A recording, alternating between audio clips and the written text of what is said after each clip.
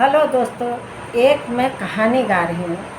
कहानी है और ये सच्ची कहानी है, किसी गांव की है और ये सुनी और सच्ची बात है। पहले के लोग बोलते थे पर उसी पे मैं बता रही हूँ कि एक गांव में एक किसान रहता था। वो बहुत गरीब था।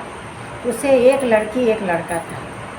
तो लड़का लड़की के किसी तरह दुख सुख से अपना खेत गृहस्थी करके बच्चों को पाल दिया और लड़की का शादी कर दिया। तो गरीब है तो गरीब है घर में शादी करेगा और अमीर है तो अमीर के घर में शादी करेगा। इसी सोच समझ के लड़की का गरीब के घर में शादी कर दिया और लड़का को पढ़ा लिखा के विदेश में भेज दिया।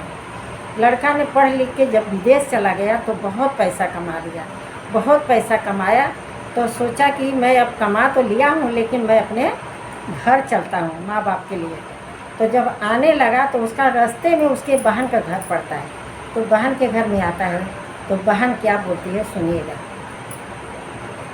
बहुत दिन नवा पे भैया मोरा लौटल बाटे। बहुत दिन नवा पे भैया मोरा लौटल बाटे। ओनहु के कैदा सूरा धाम जी। जब वो आया भाई तो बहुत प्यार से उसको चाय पानी नाश्ता करवाई, खाना खिलाई रात को और बिस्तर लगा दी। भाई तो सो गया। जब भाई का बैग खोल के देख रही है तो पैसे से धन से सोने से उसका बैग तो भरा है। बहन के मन में लालच आ जाती है तो सोचती है कि भाई को मार दूंगी तो ये सारा धन मेरा हो जाएगा। तो सबके पास जाती है, ससुर जेठ देवर के सभी के पास जाती है तो बोलती है सुन ले हो ससुरु बढ़ाईता हो। सुन ले अर जहाँ मार जी। सुन ले हो ससुरु बढ़ाईता हो। सुन ले अर जहाँ मार जी। बहुत दिन नवा पे भैया मोरा लौटल बाटे। ओनहु के कैदा सूरा धाम जी। अब इतना वचन सुनते हुए ससुर को क्रोध आता है। बोलता है कि हे भगवान, मेरी बहू पागल तो नहीं हो गई है। इसकी भाई आया है इतना दिनों पे इससे मिलने के लिए और ये क्या भाषा बोलती है, क्यों बोलती है। तो उसको ससुर गुस्सा करके चिल्लाता है और डांट के भगा देता है और सो जाता है। बहू को डांट के भगा के सो जाता है तो बहू क्या करती है, जेठ के पास जाती है। सोचती है जेठ लोग शायद लालच में करे ये काम। तो जेठ के पास जाती है, बोलती है सुन ले हो जेठवा बढ़ाईता हो। सुन ले अर जहाँ मार जी। बहुत दिन नवा पे भैया मोरा लौटल बाटे। ओनहु के कैदा सूर धाम जी। हीरा मोतिया से भरल बेगिया हो जात जेठवा हमार जी। धनवा दौलत से भरल बा बेगिया हो जाई है धनवा हमार जी। तो जेठ उठता है, झुंभाग उठता है, बोलता है कि बहू ये क्या तू बोल रही है, तेरा भाई हो और तेरे से छोटा है। देख कितना कमा के कितने दिनों के बाद आया है। तेरा भाई तेरे से मिलने के लिए आया है कितनी खुशी से, और तू अपने भाई के लिए ऐसा क्यों सोचती है। उसको गुस्सा करता है, वो भी गुस्सा करता है, वो भी भगा देता है, डांट फटकार के भगा देता है और बाहर दुआरी पे सो जाता है। तब पहले दुआरे पे लगता था खटिया बिस्तरा, तो बाहर दुआरे पे सो जाता है, गुस्सा हो जाता है। फिर जाता है देवरा के यहाँ जाती है, देवर के पास भी वही बात बोलती है सुन ले हो देवरा बढ़ाईता हो। सुन ले अर जहाँ मार जी। बहुत दिन नवा पे भैया मोरा लौटल बाटे। ओनहु के कैदा सूर धाम जी।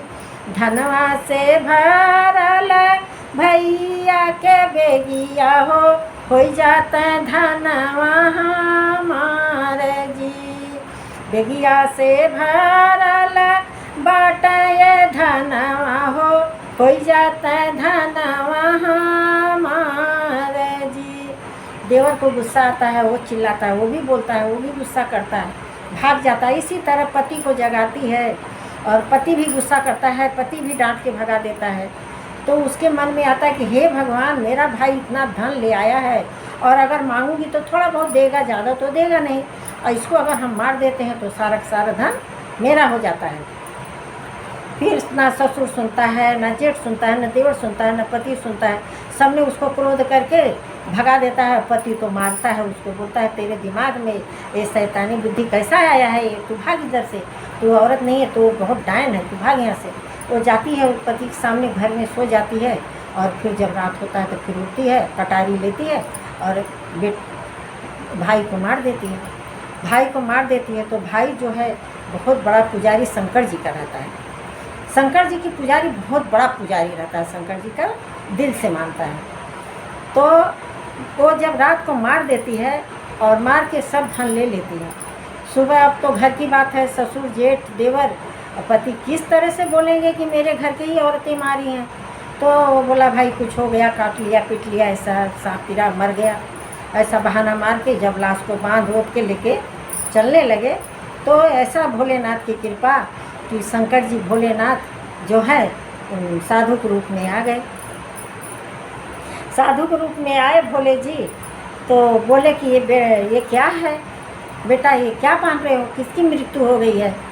तो बोलते हैं कि हे महाराज, ये हमारे घर एक मेहमान आया था, उसको पता नहीं क्या काट लिया कि किसी ने दुश्मन ने काट दिया, ये नहीं पता लगा, पर ये रिश्तेदार हमारा है, ख़त्म हो गया, हमारे बेटे का जो है साला है।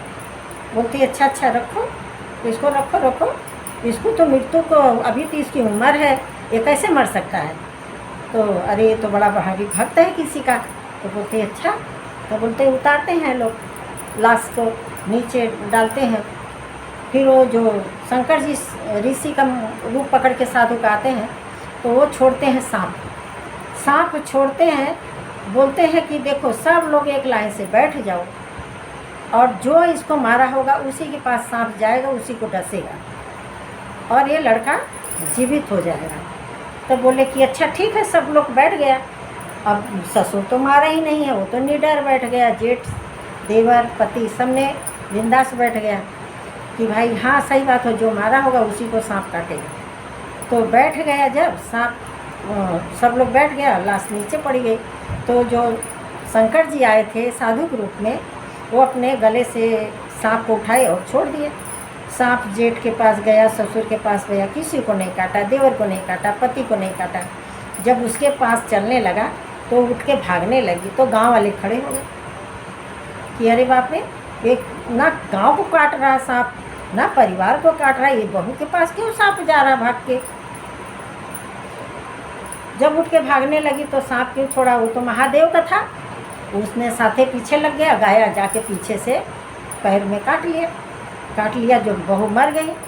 तो बोले कि देखो आप लोग, तुम्हारे घर के ही बहू ने ही इस लड़के का हत्या किया है और अब ये लड़का को अगर आप चाहोगे तो हम इसको जीवित कर देंगे, आप लोग की इच्छा है।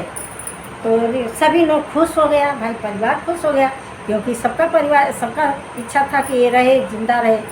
तो उसका ससुर, परिवार, जेठ और जो है पति उसके, मतलब वो जो गरीब दुखिया के आदमी सब थे, सभी परिवार उनका खड़ा हो गया हाथ जोड़ के कि हे महाराज, जब इतने बड़े अंतर्यामी हो, आपको ये पता लगा कि किसने मारा, उसको आप मार डाले हो, तो कृपा करके इस लड़के को भी जीवित कर दो। एक अपने माँ बाप का लड़का है, ये हमारे इस रिश्तेदार है, इसको जीवित करो, ये नहीं रहेगा तो इसके माँ बाप का गुजारा कैसे होगा। तो शंकर जी बोले कि ठीक, शंकर जी तो थे ही मोह माया में, बोले कि ठीक है, लाओ घर से एक पानी गंगा जल लेके आओ। गंगा जल लेके आए और ऐसा अपना गंगा जल उठाए और पानी फेंके और बोले उठो बालक, कितना सोओगे तुम। जब पानी फेंके तो बालक उठ के खड़ा हो गया। बालक उठ के खड़ा हो गया तो हे भगवान, हे भोलेनाथ, जिस तरह उस बालक का जान बचाए और एक माता पिता का लाल जीवित हुआ, उसी तरह हे भोलेनाथ सभी नारियों की और सभी नारियों के बच्चों का मदद करना।